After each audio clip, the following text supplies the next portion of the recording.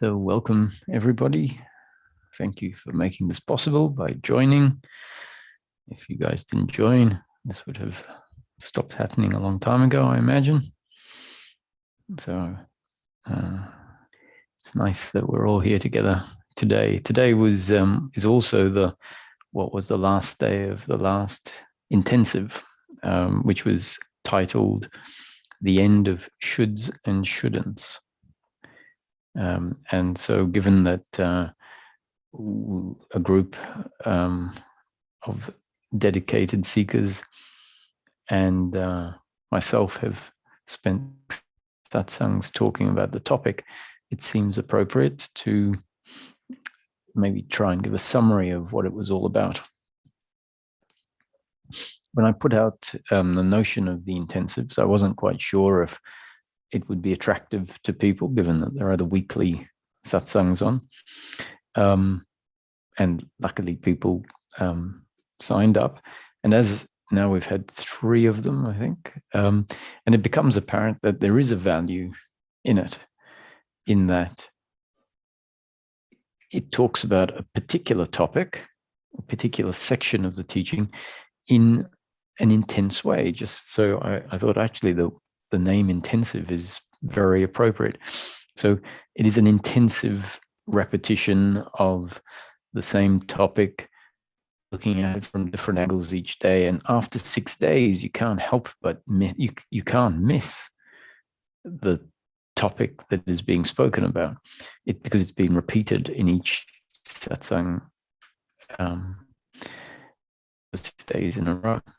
So, at first I thought someone could just download or watch 6 satsangs on YouTube. But if that was the case, then you'd get 1 satsang on the general framework, maybe 1 on meditation, maybe 1 on shoulds and shouldn'ts, maybe 1 on energetic movements, another 1 on models. Each one is taking a look at a much bigger picture from a different angle.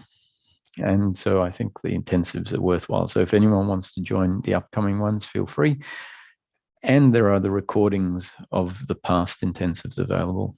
And the details of those are on the website. If anyone wants to order a copy of the recordings, then that's a possibility. So check out the website.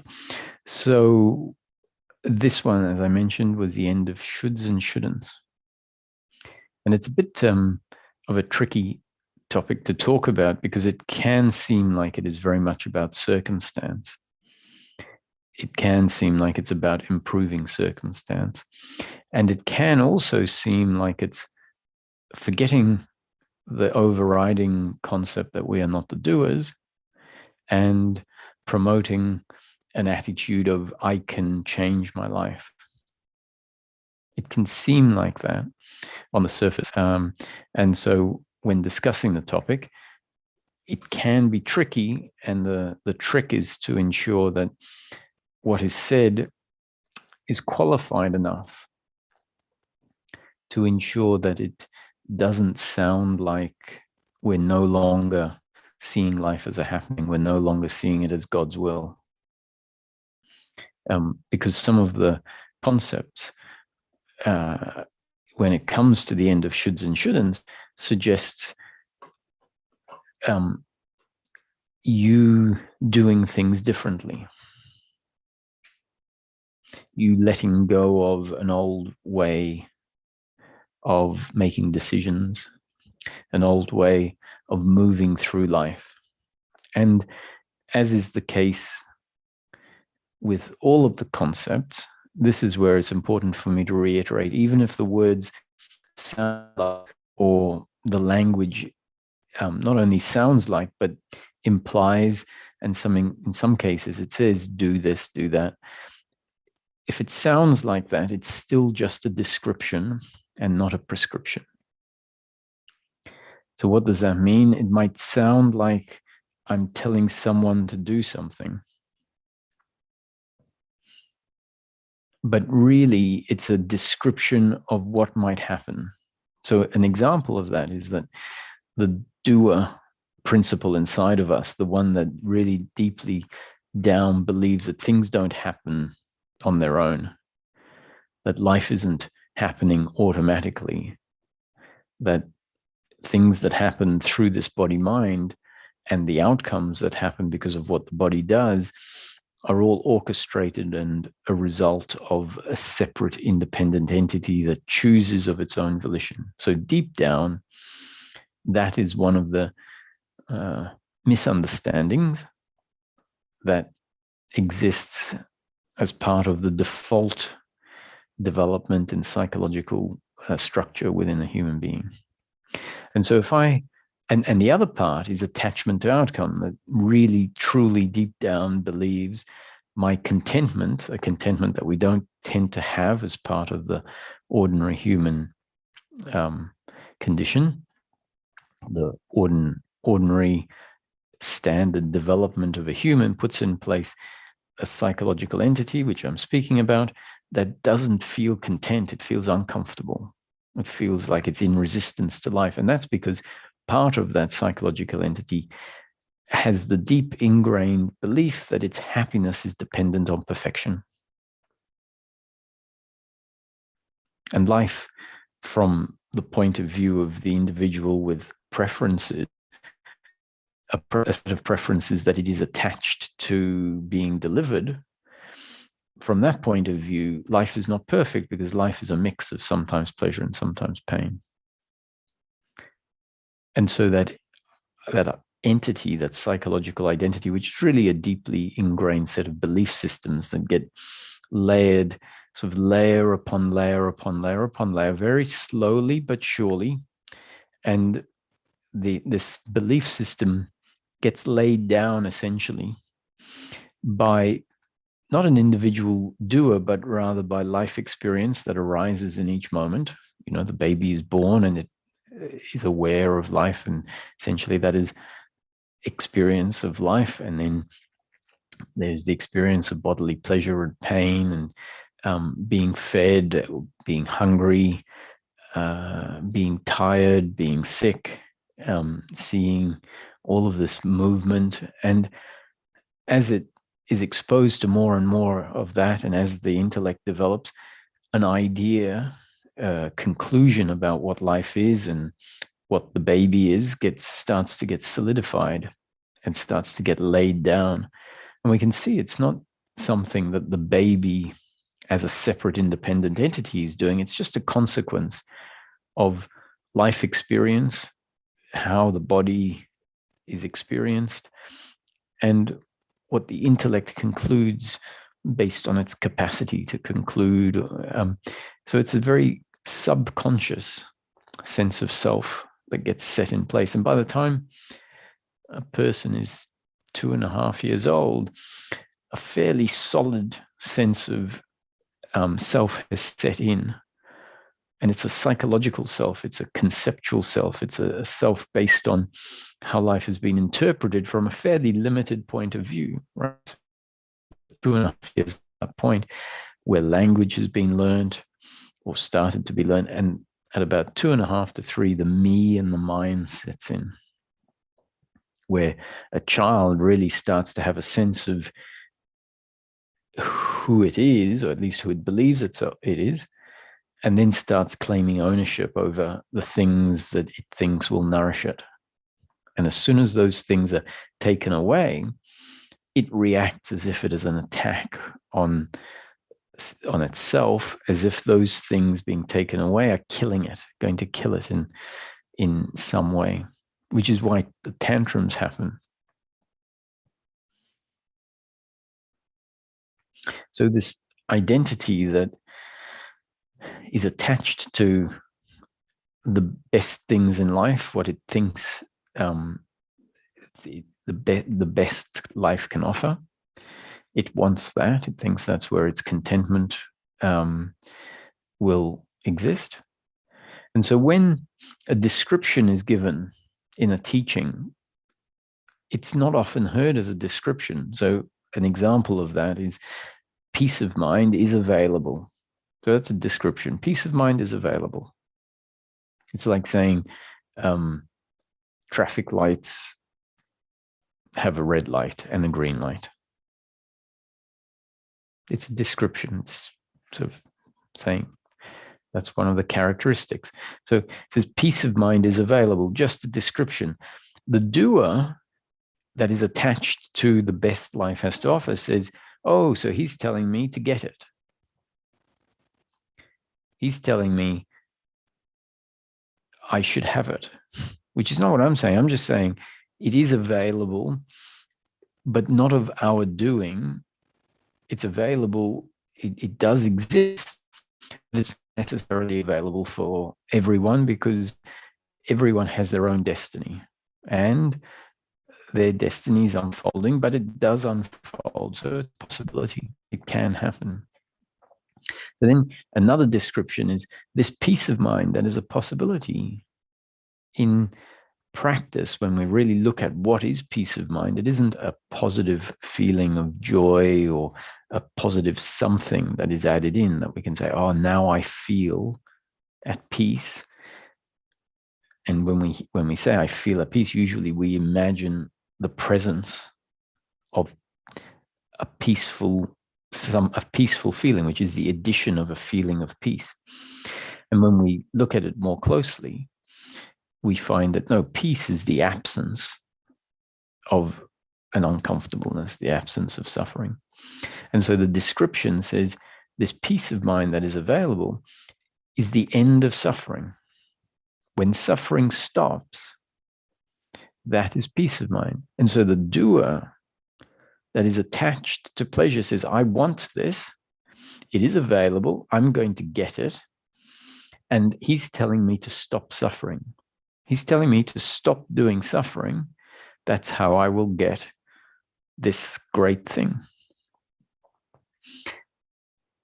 So the sense of doership hears words as prescriptions, especially things it likes. It's saying, I like it, and therefore I'm going to get it.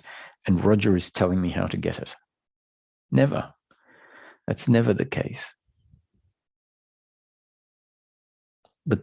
Why it's not the case is because over and over and over again, we're saying that the teaching is saying life is a happening. There is no doer. I, Roger, doer of speaking. The speaking is happening as a result of factors outside of the conscious Roger's control.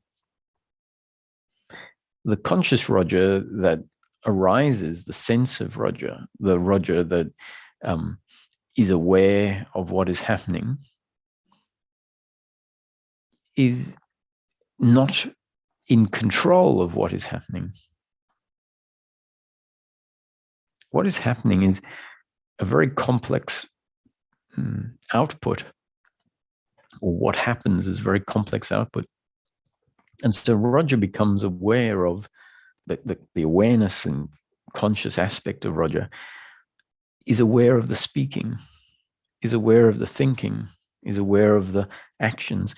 But before all of that, there's the source of that, the creator of that.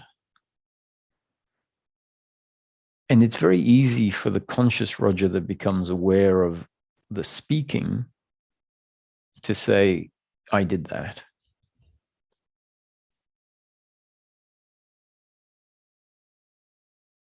Because that's what it feels like. It feels like I am the speaker.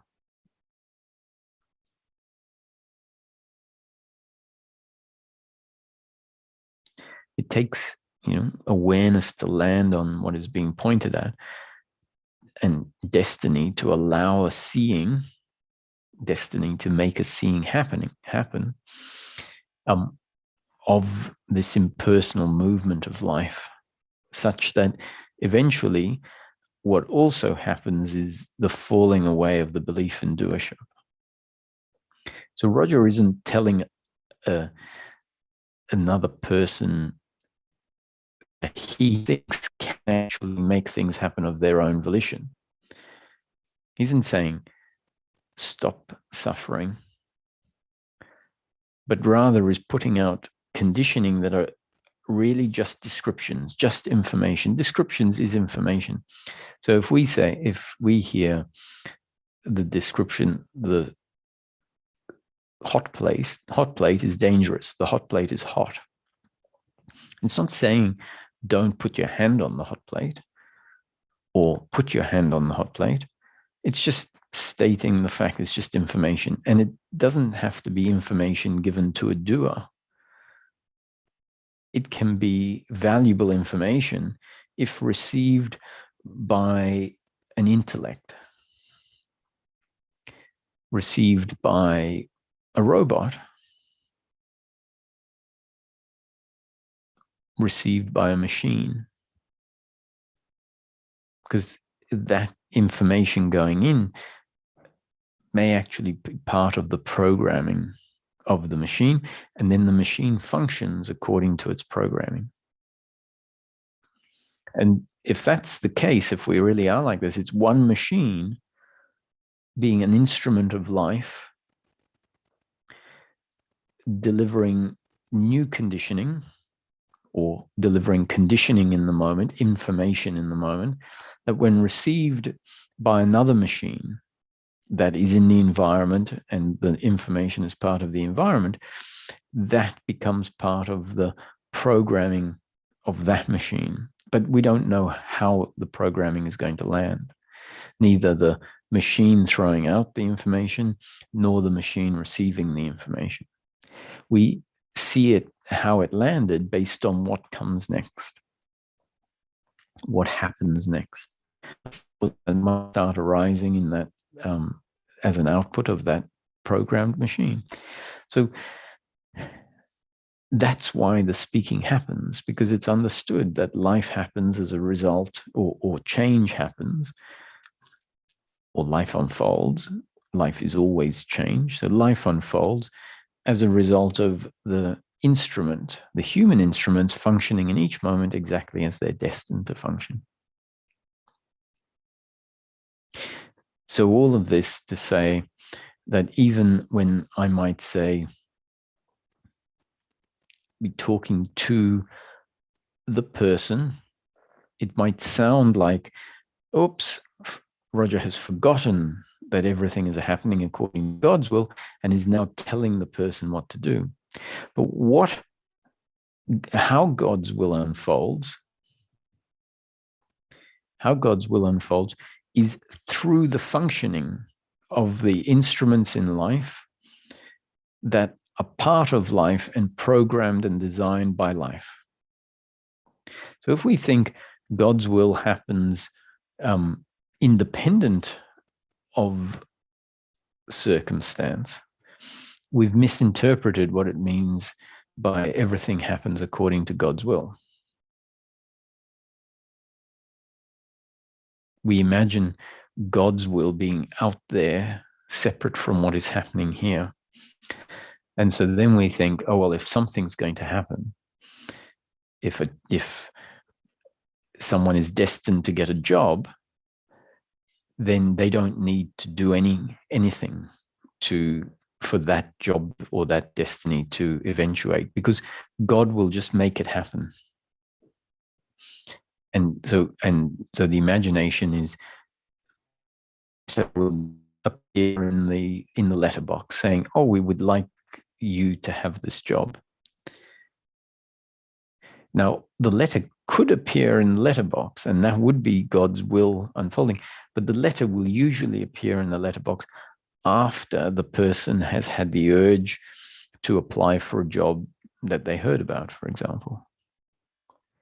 And so that urge to apply for the job is part of the unfolding of life, which is God's will. The receiving of the letter in the mail also is God's will, and that's how God's will happens, through what seem to be my actions. So this is where the saying of trust in God, but tether your camel, tie up your camel. Obviously a very old saying, and Sufi or Islamic saying, probably, because it's something that probably originated in areas in the Middle East, let's say, where camels are maybe the equivalent of horses in another part of the world. So the saying didn't originate in, Japan, because it doesn't apply to Japan. Trust in God, but tie up your camel. Meaning this notion, and it's there because the mistake often happens, right? That when we hear about God's will, which is an important principle in teachings, it's part of what allows the psychological identity that gets developed to start being dissolved, because another explanation of how things happen in life, God's will, is presented to allow the psychological identity that is trying to control life to understand that the two concepts are incompatible with each other. And so the notion of God's will can weaken, and ultimately bring a complete collapse to the idea I am a separate doer in control of everything that I do. And in that process, very often the paradox I describe, the paradox of how God's will unfolds, as in it unfolds through the actions of you and me happening in order for a particular outcome to happen, a destined outcome. Without, often that paradox isn't seen, and there is just this mistake that happens that, oh, God's will is going to happen by, through a magic wand type effect. And we can look at life unfolding as a magic wand happening, but the waving of the magic wand is happening in the background, moving all of the characters for them to do in each moment what they're destined to do.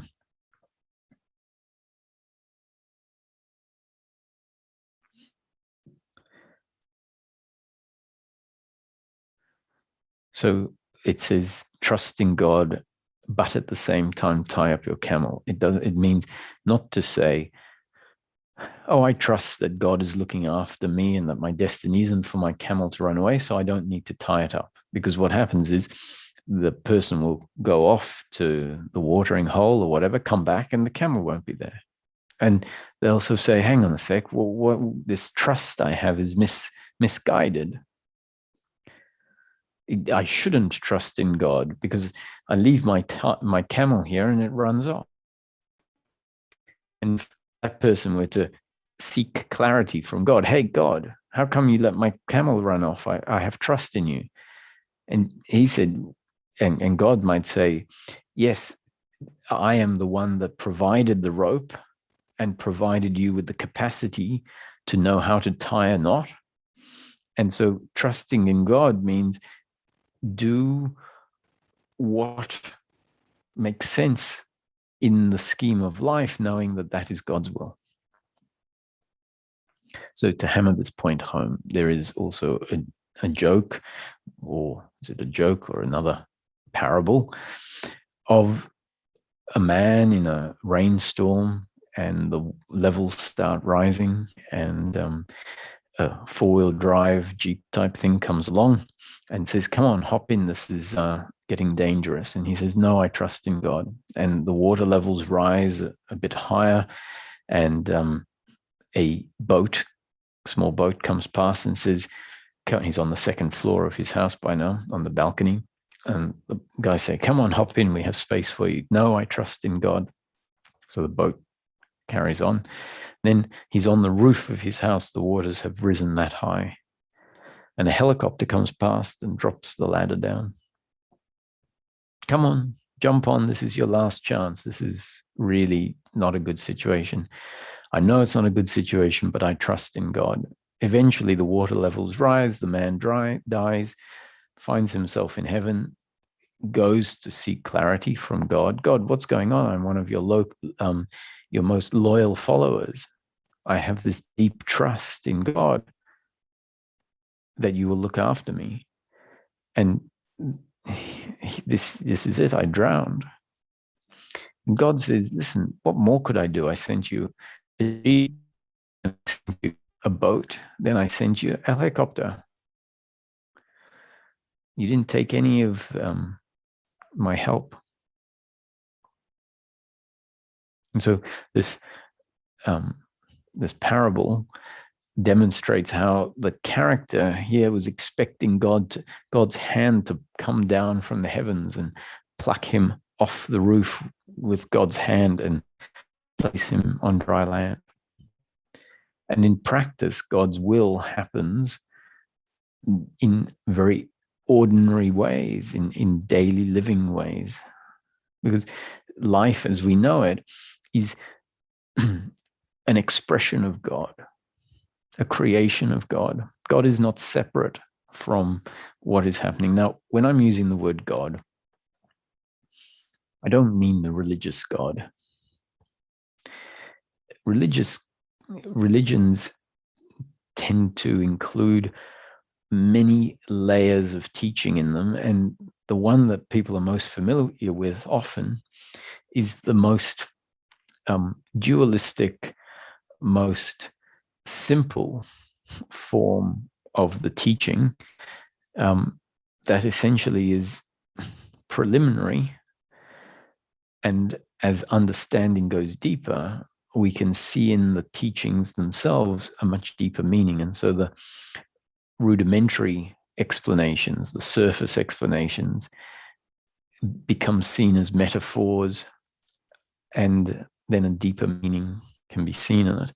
And so often the God of religion, the God of the religion of the average person, is not that great a representation of what comes to be known as God when the understanding goes deeper. God is really just a word, and source might be a better word. Source has less dogma attached to it. It's got less ideas passed down from parents. Most parents have a fairly superficial idea of God based on the explanations, the sort of explanations I'm talking about. A God that is going to judge you, a God that loves you but will punish you with a life of damnation, a God that is all-powerful and somewhat has an image of a human being. And so there's a lot of contradictions in that idea of God. So if we use the word God, it's useful as long as we have a new definition, a new understanding, not just a definition someone has given you, but a definition that stems from an understanding that has transcended this personal God, this separate God, and now has a God that is much more impersonal, much less separate from life. And so source or consciousness may be better words to use.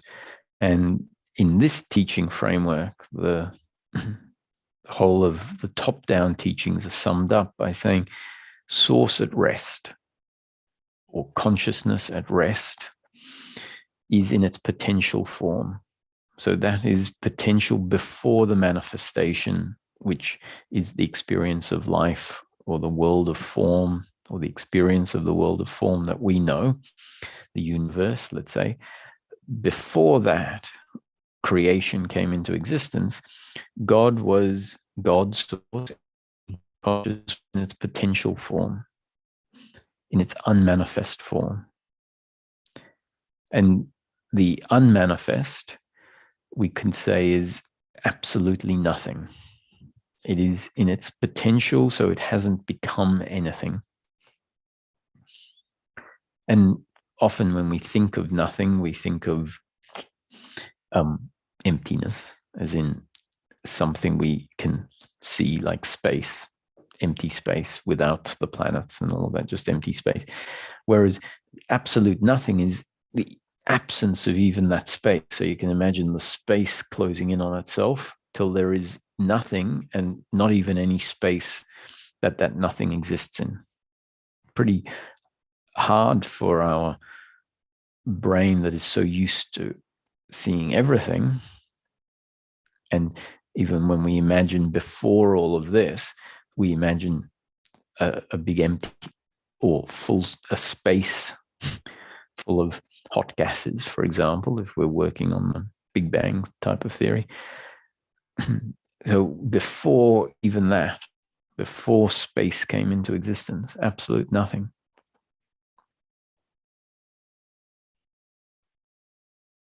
So the teaching says source at rest is in its potential form. And because it's potential, at some point it has to actualize. Otherwise, it would be dead nothing instead of potential nothing. And at some point it actualizes. And so the actualization is the potential energy becoming the manifestation as it exists in each moment. So that energy is continually morphing through the story of life in each moment. So we could say the initial impulse, the energy went from at rest to this explosion.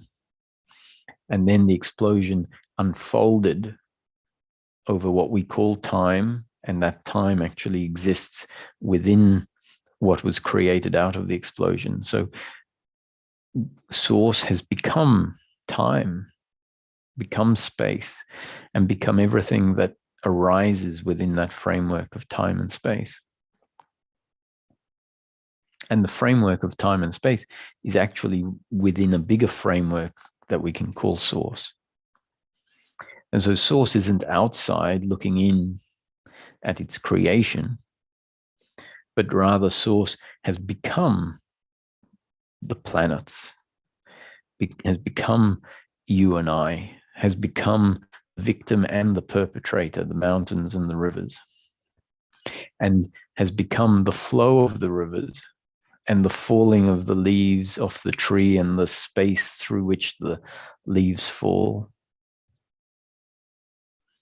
and the bodies and the brains and the organs, all of that is an expression of God or source, has become that. So everything is God's will. It's a creative experience. Life is the experience of time and space, the experience of being a human being, experiencing life from the point of view of a human being, and a conscious human being,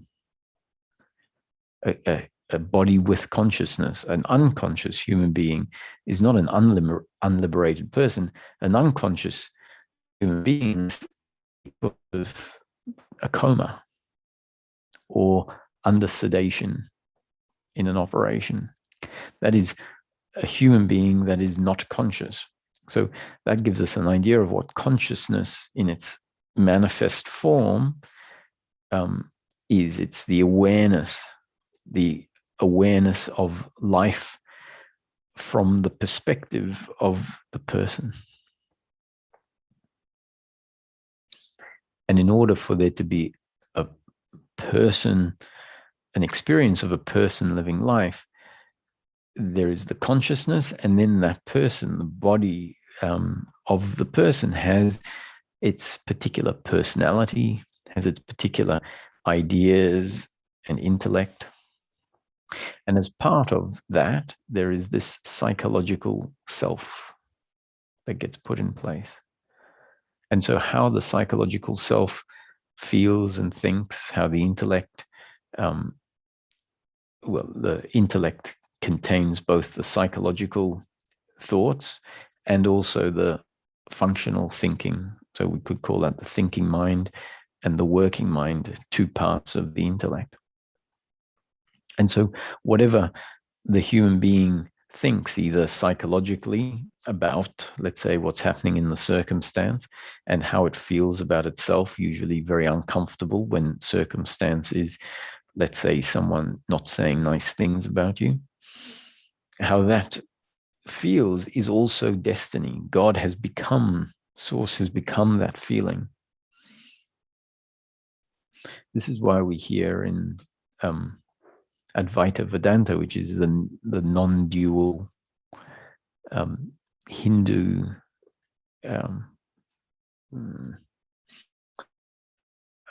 path. We hear all there is consciousness. All there is God. Everything is God. God has become everything.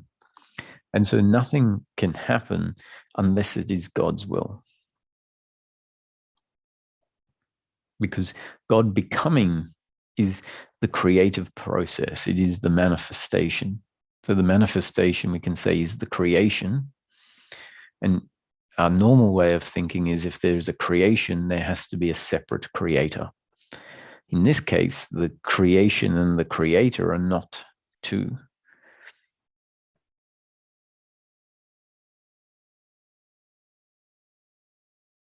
In fact, even in ordinary life as we know it, a master, like take Leonardo da Vinci, Van Gogh, a master produces masterpieces. If they are an absolute master, they can only produce absolute masterpieces. It wouldn't make sense for someone to be an absolute master. Now, that may not be something that a human being can be. I'm just using it for the example. But let's say an artist of some sort in history was an absolute master, then everything that produced would be an absolute masterpiece. And we're very used to thinking of the master and the masterpiece as being separate. Really, the masterpiece is an expression of the master and is not separate from the master. We might say, oh, I can put the masterpiece in one museum and the master is on the other side of the world. And so they are separate. That the fact that they are at a point in time physically doesn't mean that the masterpiece and the master are separate. It just means they appear to be separate. The masterpiece is an expression of the master. And in the case that I'm describing, it goes a step further. There isn't even a source or God independent of the manifestation. Anyway, these are concepts. They're not necessarily the truth. They're concepts being delivered the intellect in order for the intellect maybe to change its current ideas that are limiting. And these new ideas are useful in that they can change limiting ideas. They aren't the truth, but the limiting idea is the problem. And this new idea in itself at some point will fall away. Falling away so that something more true is known. And then the descriptions that we put forward are simply the best we can come up with in words, but not necessary when something is known more deeply.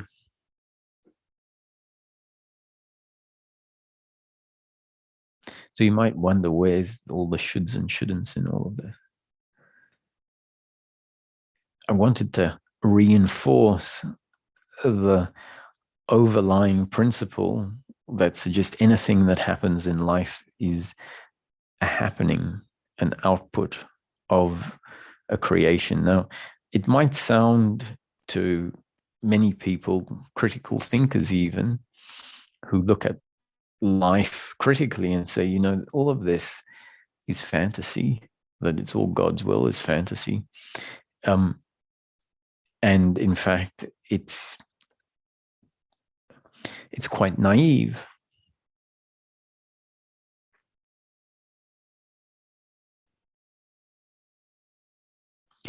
And I tend to suggest that if that was said, it's said based on the extent of how much that person's thinking about the topic of peace of mind and happiness has happened.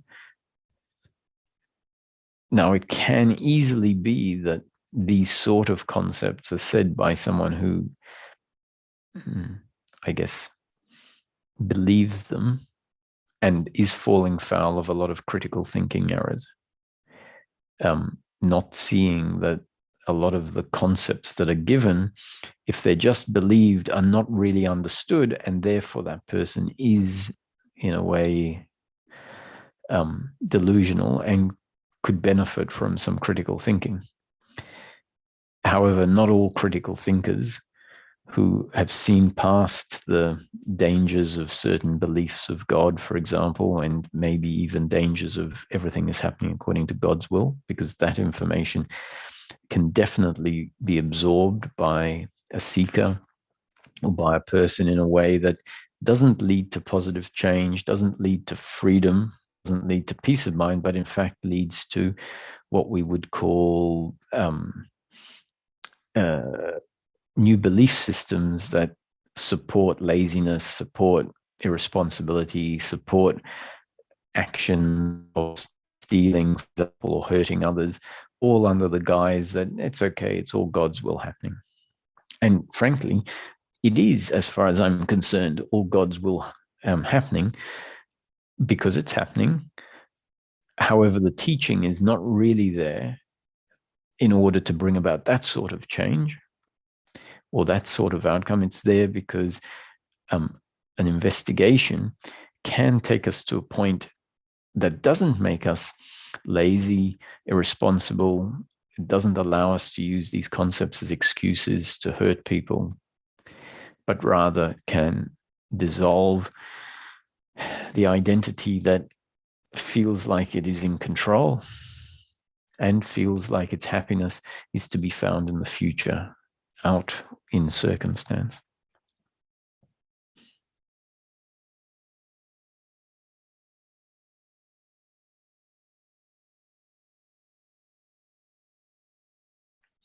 Part of the psychological identity, which is a conceptual sense of self,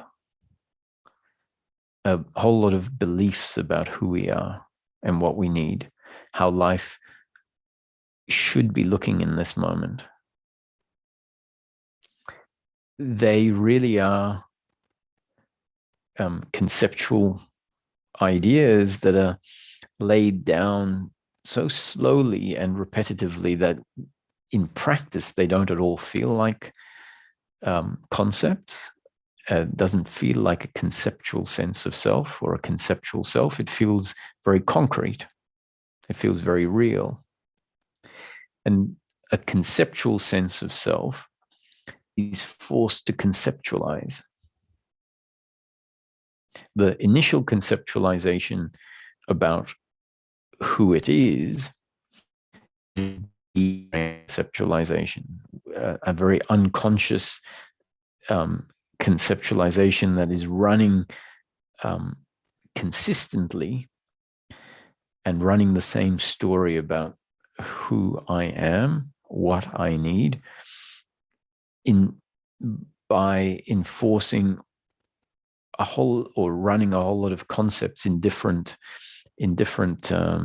environments, in different circumstances. You know, I need you to be polite to me. I need to get this outcome. I need the future to look like that. And it will have that principle of doership and attachment to outcome running in many different subtle variations depending on the circumstance, all of which feeding into this underlying sense of self. And it is a conceptual sense of self, but not experienced as one. And so that conceptual sense of self needs to conceptualize, which really means it knows itself in thought and thinks that thought is reality. It doesn't see that living in a conceptual world with a whole lot of ideas creates a disconnect from something more real.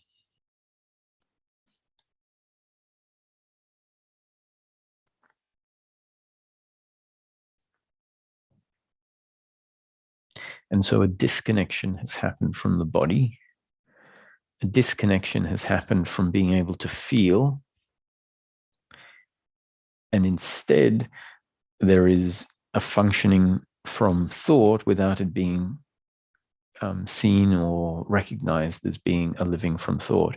It feels like that's the only way to live. It isn't seen to be thought.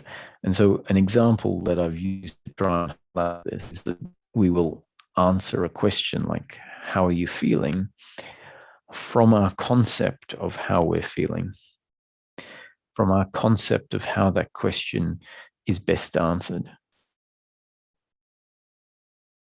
rather than pausing, moving attention into the body, which is where we can really feel how we are feeling, recognizing that that feeling is not something I create, but something that is there, and then answering using words that adequately describe what we have come in contact with, i.e. the feeling that we feel in that moment. So that's a very different way of being informed of the answer, of being informed of the answer to the question, how are you feeling? And if the conceptual sense of self has become used to living through thought, which is the default movement, it doesn't even know that that's what's going on. It feels like its answers, its conceptual answers, are somehow the truth. Well, not somehow the truth. It knows it itself is a conceptual self.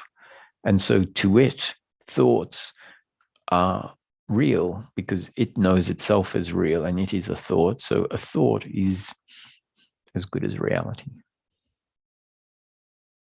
And it's only when a pointer points us into the body and says, we've lost touch with feeling and we are lost in a conceptual world and itself.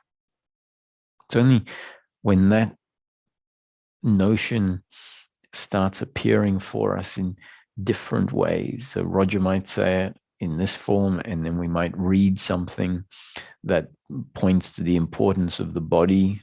I think recently,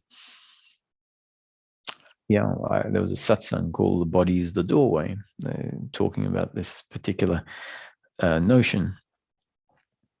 And you might get recommended a video on YouTube and you play it and it talks about this topic. And as so happens, then when this starts to happen, we might think this must be important. And usually it's because that's the phase of the journey we're on. And so as we bring attention to the fact, is it true that I'm living in my head and don't even realize it? Is it true that there is a whole dimension of reality that there is a disconnection from? And so dropping into the body may be as simple as being asked to feel what you feel like when someone asks you, how do you feel? Or pose the question to yourself at 10 o'clock in the morning, each morning. Have a little reminder on your phone that comes up, an alarm. How do you feel? And use that as a little exercise. If all of that happens, it's destiny, right? It sounds like I'm telling you, the doer, to do this. Just new information might become part of your up-to-date conditioning. The programming of the alarm may happen this way. And every morning at 10 o'clock, the alarm says, how do you feel? And moving into the body and feeling the answer. Instead of saying, oh, I feel very good today. How about you? When in fact, we might not be feeling good. Exercise to come in and realize, there is a whole lot of information. And I'm not making up that information. I'm just tapping into it. And then, and realizing I tap into the information that is part of who I am, but I'm not creating it. And so that strengthens the witness side of us. the side of us that is aware of what is there but doesn't create it. And then that awareness of what is there sees how that might move the body to do something.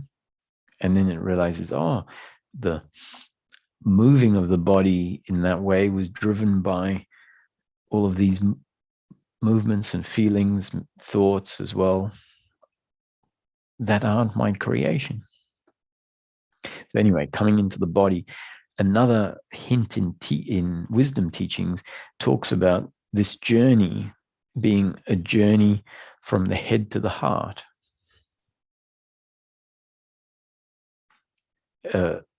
And the journey of moving from head to heart, though that 30 centimeter distance is the most valuable journey that we can make, is a metaphor for a shift from the conceptual sense of self to a connection to a self that is of a completely different nature, of a completely different dimension.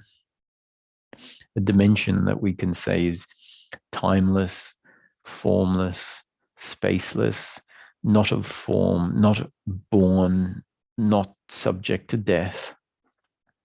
And yet it is something that is not known, we separate from ourselves, but rather it can be known intimately, instantaneously known, because there is no distance between what I am and that which is known. They are not two. It is a self-awareness. It is consciousness, the core of what we are, aware of itself. And that consciousness that is aware of itself becomes intimately, it knows intimately that what I am is. What I am exists. And what I am is aware of its own existence. And yet it doesn't define, in that knowing that it exists and in the awareness of its existence, that existence doesn't inform itself of it being anything in particular. It doesn't inform itself of being a body, being a particular gender, having particular preferences. In the silent being, there is the undeniable sense of existence, the undeniable awareness of our own existence. But when I say our own existence, or what I am, that I or that our is not referring to the person, the body that we've always known. It's a much more true, because it is direct. It has got nothing to do with the idea I exist. It is a feeling that is not outside of ourselves. A feeling I am, and it doesn't have any characteristics to it except for the sense of existence and an awareness of its own existence.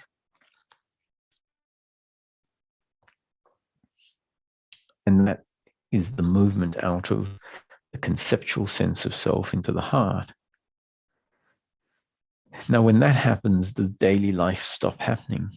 No.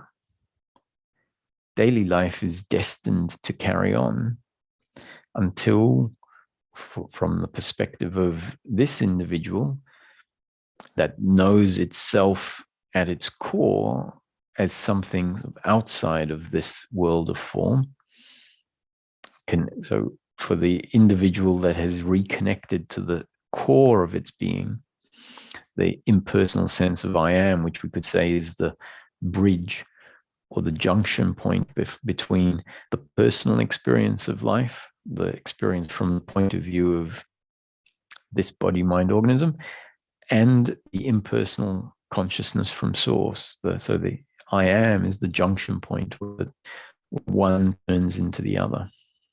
Like white light going through a red filter and then red light coming out the other side. The red light and the white light are not separate, but the red light has a different appearance. It is colored by the filter it goes through. And the body is like the filter. And if we come to the heart is the junction point, at the point where the white becomes the red in the metaphor. And so it's the point where we can know our essence and our connection to source most intimately.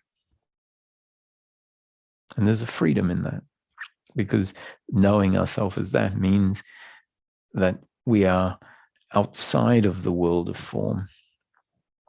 We know that what we are in essence is timeless, changing.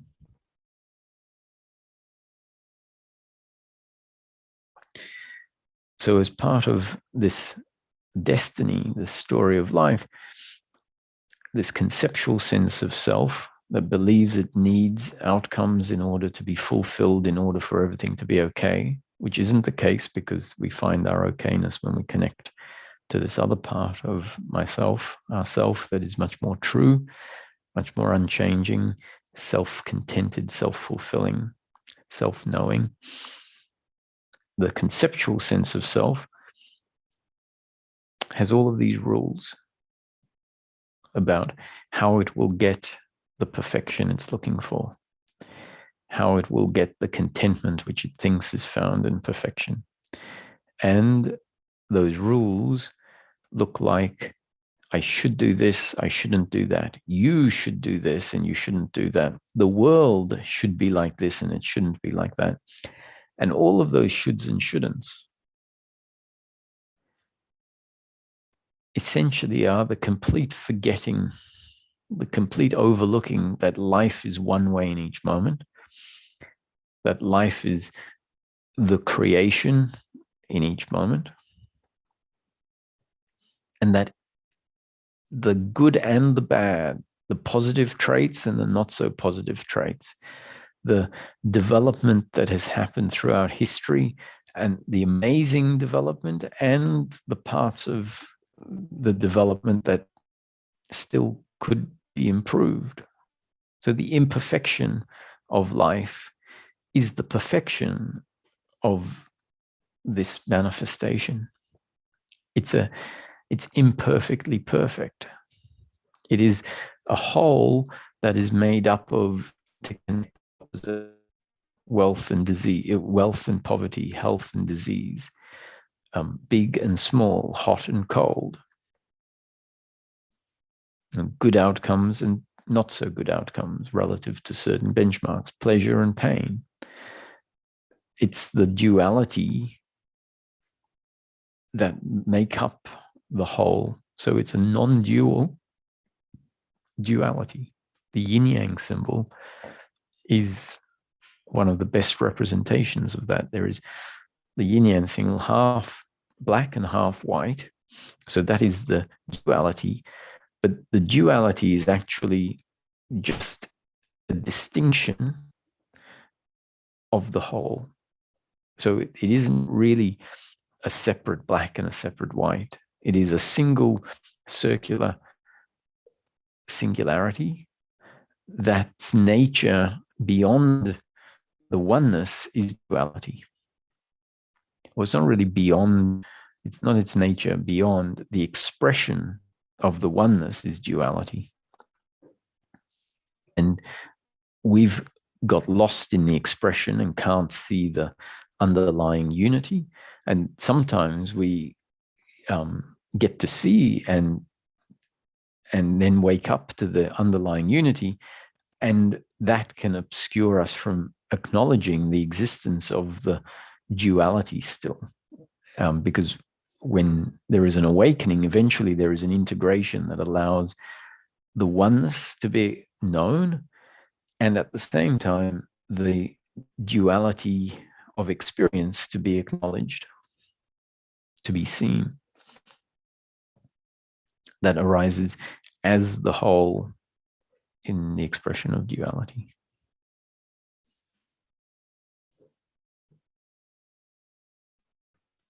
And so the conceptual self sets up all of these rules about how it should behave, how it should live life. trying to meet perfection. Now, what that all those shoulds and shouldn'ts are doing is ignoring the fact that life is going to unfold one way, all destiny, and therefore basically looking at life and saying, oh, it's not how it should be. It's not how it should be. It should be like this. So there is another separation. It's a psychological separation. Life is, and then the psychology says it shouldn't be. And that psychology that says it shouldn't be creates a resistance with life instead of allowing a flow with life to happen. So whenever decisions about how to live come from our shoulds and shouldn'ts, and when the shoulds and shouldn'ts are in place, basically our whole life is lived based on what should I do next, what shouldn't I do next, rather than receiving instruction from somewhere else, somewhere deeper.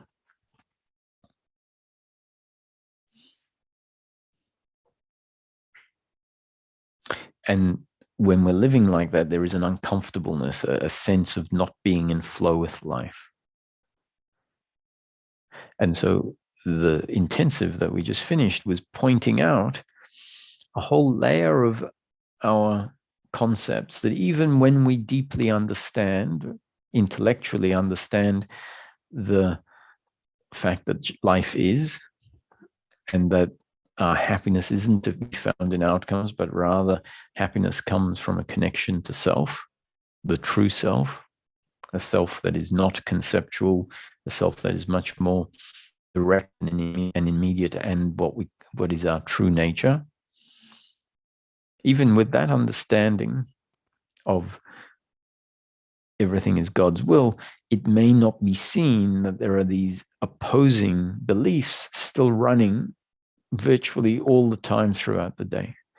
And if that happens, if those beliefs are in place and they've been put in place by life, by source, in order for this manifestation to be a manifestation of a psychological conceptual self that is living through a psychological conceptual idea of itself, and therefore having a conceptual set of rules about how to move through life, all of which were put in place by the story in order for that to be the experience.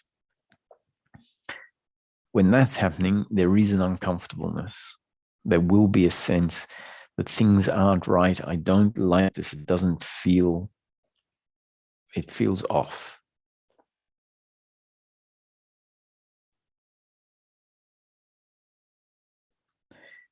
And as that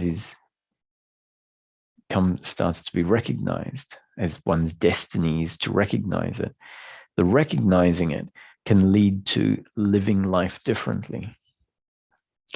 And that is destiny happening, change happening according to God's will. Now, because the shoulds and shouldn'ts are put in place by destiny, everything is destiny, everything is source. We can't say that the shoulds and shouldn'ts are not instruction from God as to what to do next. They are. The alternative, if it were to happen, and it can't happen until the organism has been sufficiently changed for that to be the next move, the alternative is to feel. What do I feel like doing in this moment? This is why the connection to the body and a capacity to start feeling, to become more familiar with what the body is saying, that becomes the alternative. It's like, do I feel like having, dinner with this person? And so when the invitation comes, we might see what the answer is. Not in our head. Our head will probably be embarrassed to say no, and then says yes to things and we learn to say, hang on a sec. Maybe we don't feel anything in that moment, and you say, let me get back to, leave it with me. I'll get back to you. And there might not be an answer in that moment or after a day, 2 or 3 days might go past and you're thinking, I think I need to make a decision because it's unfair on the other person, let's say. And maybe there is no, so we go to the shoulds or shouldn'ts. Okay, I should make a decision. So, and we'll answer it from our head. And maybe we just need to say, oh, let me send a message saying, I haven't forgotten about it. Bear with me a bit longer. Because we don't have an answer. At some point, no answer might mean, maybe it means no. And not having an answer means it's destiny for that not to be an answer. So we can feel like not giving an answer because there isn't one. So the decision to make no decision is in itself a decision.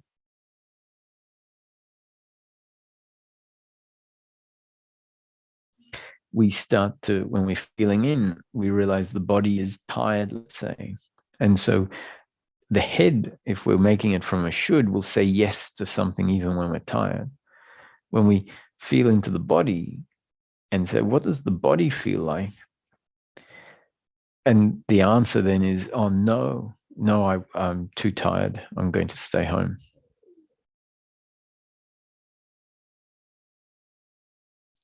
The shoulds and shouldn'ts are saying, no, don't stay home because you might miss out. Yes, you will, I'll come.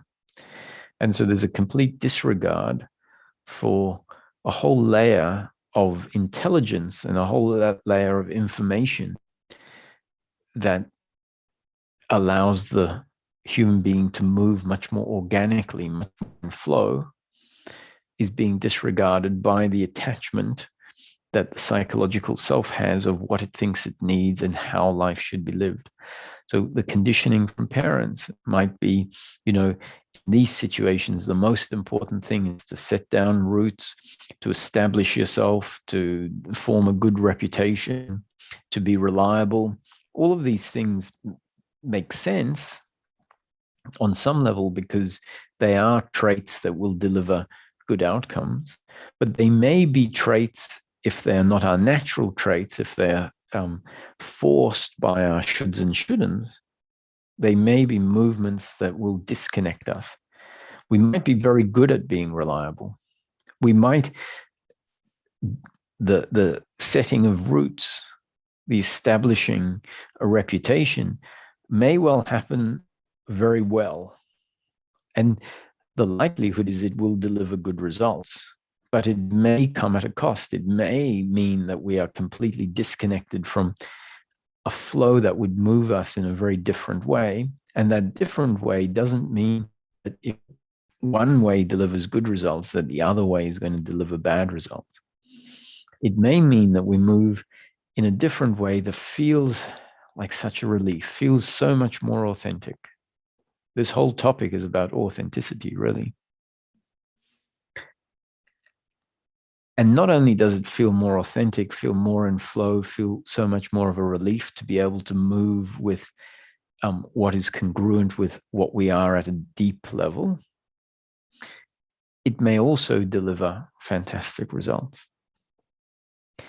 So as part of what I saw at the time was they are both instructions from God, what we feel like doing and what we think we should and shouldn't do.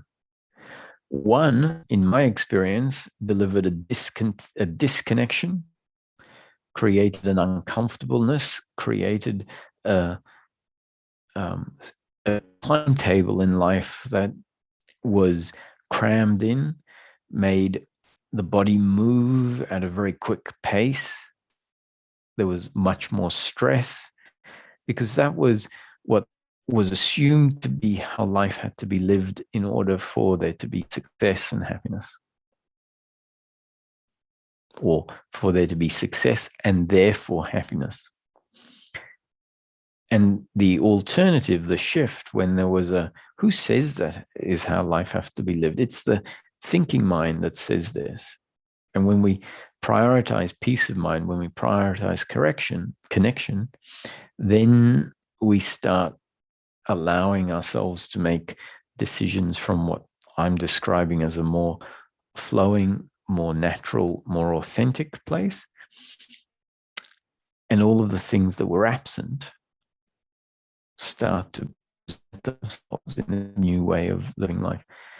So in closing, I'd also mention that this feeling, do what we feel like, doesn't mean just feeling bodily sensations of hunger, of tiredness, of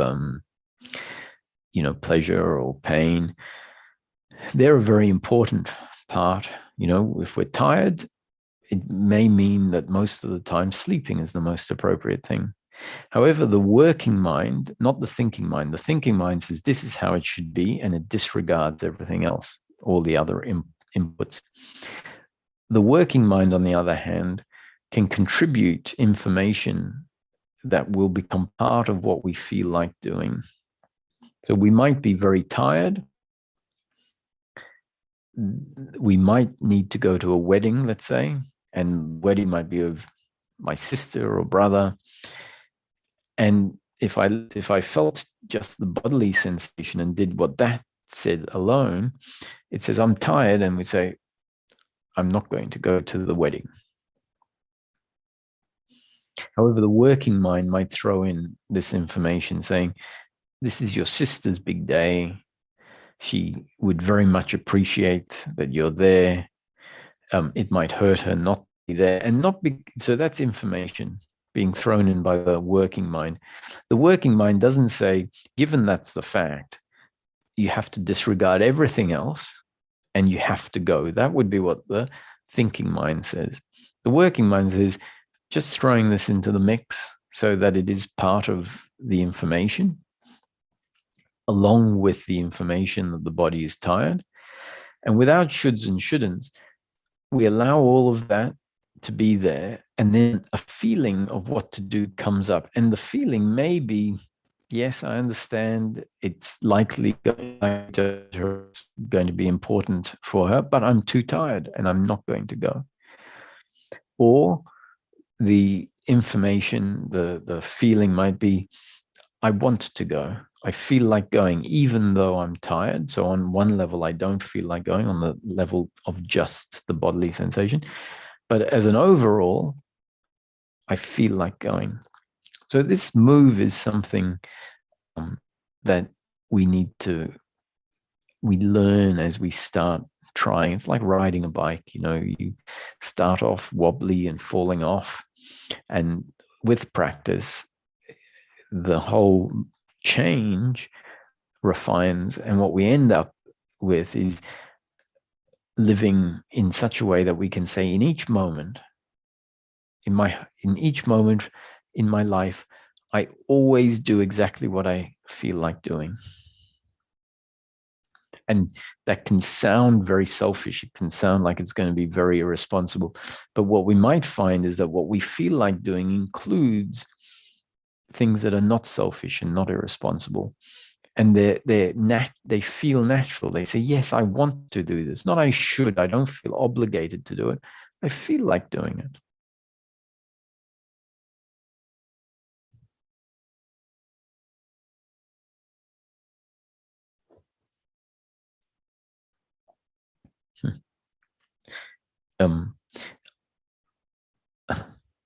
So there was a lot of talking today. I'll take one.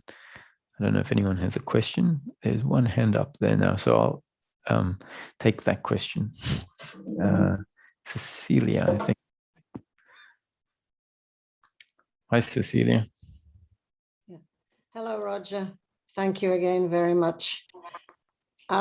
It's taken me, I think, all my adult life to get to this point, including the transition of my husband 2 years ago and continuing his journey.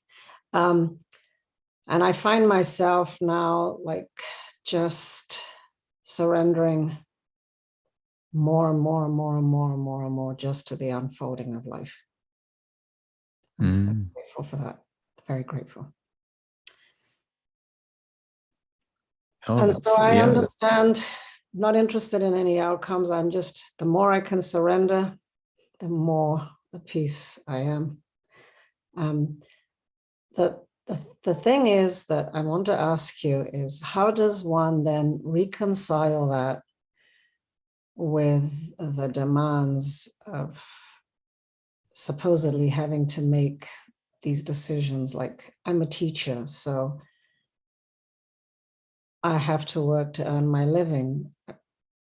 So I try and live as much as possible outside of that, just doing what I precisely want to do. I've to my point now where I'm not going to be doing anything that I don't want to do anymore. But because there is this sort of logistical aspect of my form, and having to operate as a form still. How do I reconcile, like, when I'm asked to make decisions?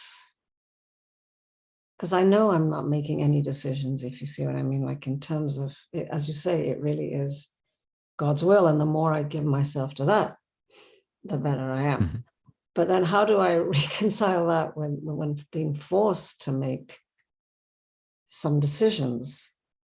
Yeah, I don't, do you understand? Like, Yeah, so not that I'm in battle with myself, because I'm not anymore. I don't want that.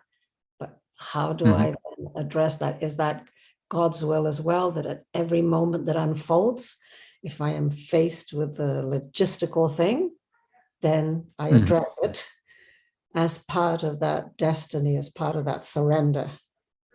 I don't know if I'm making myself clear. It's difficult to talk about these things. Sure, it's a nuance.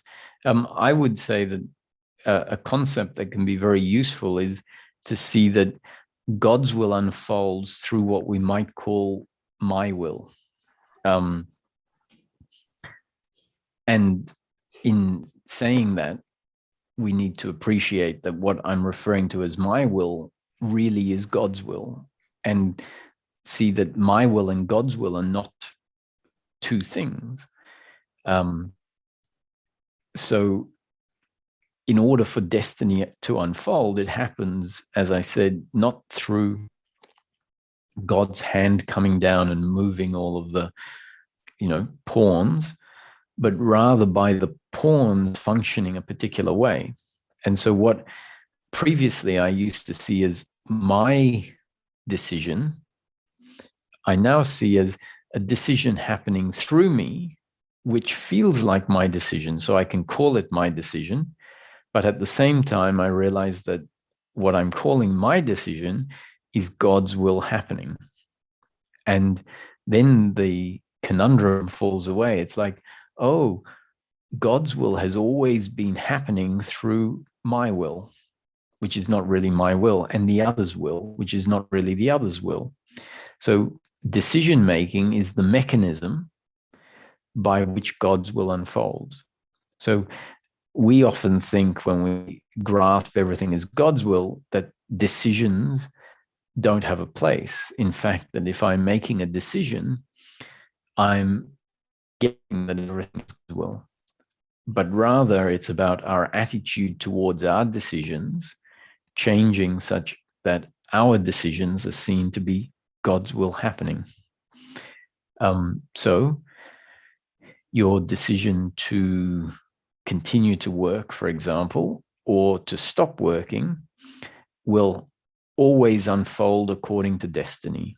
And so whatever you decide is the only thing you can decide, and you can't make a mistake. You can make a mistake if we look at it relative to an outcome, because it could be that you decide to stop working, and then the outcome might prove to mean that financially there's a problem.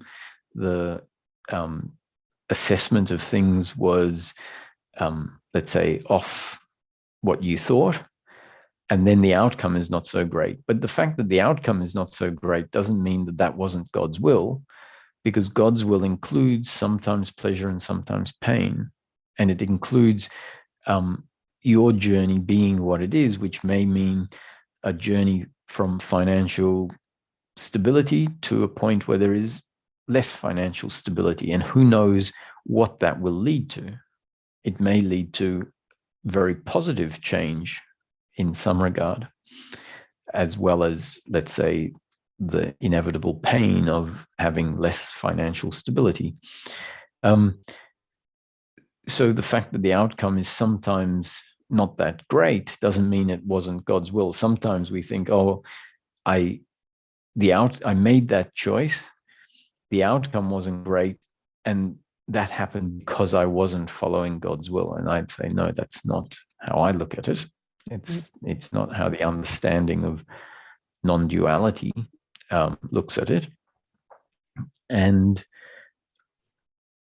whatever decision someone makes is God's will. So I found in my circumstance that if I was living decisions from a place of fear, which also would be God's will, but when I was making decisions from a place of fear, a sense that if I didn't have those outcomes, if I don't get those outcomes, it'll be absolutely disastrous, then there was an uncomfortableness. And I think a lot of people, and I sense in yourself, that has been felt, and we move to a more open way of living, where in my feeling of it, it's like I'm being lived.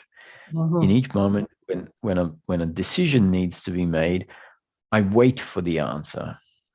There may be some thinking about it, but I see the thinking as impersonal, based on, that's the faculty that has been given. There's a circumstance that is part of life that I didn't create. And then the faculty of thought thinks about it, and eventually an answer comes, and I just wait for that answer. And then I feel like I am being lived. I'm being moved by the answers that come up, by the urges that come up, by the feelings that come up, rather than being lived from a set of rigid shoulds and shouldn'ts. And as I said, one feels much more authentic than the other, but essentially they're both, to me, different forms of instruction from God. Okay. Well, thank you. Thank you so much for clarifying that. Now it's much clearer. Thank you. Thank you. Thank you very much. Very good. You're very welcome. So thank you. Sorry to the other hands. I'm going to keep it to the 2 hours today, and I appreciate everyone joining. So if anyone is interested in a more detailed exposition of the shoulds and shouldn'ts, it really is a very freeing component of the journey. And I feel that it's where the understanding really starts to go deep, because we can't just stay in the conceptual understanding. This changing of shoulds and shouldn'ts means questioning the jobs we're in, means questioning the relationships we're in. It means questioning how we answer questions, what we say yes to, and making small changes to start with. The ones that is where we're getting our stability, a bit like riding the bike on very flat ground where there's nothing to hit, where it's safe, maybe using the training wheels. Starting with small decisions, the principle starts to become more apparent. The feeling of freedom, even in the small, doing small things differently, is felt. And then the progression can be such that our whole life gets rejigged in such a way that from a certain point on, we're making more and more, and eventually all of our decisions from a place of being informed that is very different to where we were informed from previously. So